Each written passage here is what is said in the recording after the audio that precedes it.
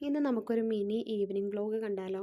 ഇത് നമ്മുടെ വീടിൻ്റെ ഫ്രണ്ടിൽ നിന്നാൽ കാണുന്നൊരു വ്യൂ ആണ് കേട്ടോ. ഇപ്പോൾ 2-3 ദിവസമായിട്ട് ഇവിടെ നല്ല മഞ്ഞാണ്. എനിക്കിപ്പോൾ ഒരു ക്ലാസ് ഉണ്ടായിരുന്നു വൈകിട്ട്. അപ്പോൾ ഞാൻ റെഡി ആയിട്ട് ക്ലാസ്സിലേക്ക് പോകാൻ ഇറങ്ങാണ് കേട്ടോ. നമ്മുടെ വീടിൻ്റെ ഇവിടെ നിന്ന് ഒരു 500 മീറ്ററിൻ്റെ അടുത്തേക്ക് നടക്കാനുണ്ട് ബസ് സ്റ്റോപ്പിലേക്ക്. അപ്പോൾ ഞാൻ നടന്നുകൊണ്ടിരിക്കുകയാണ്.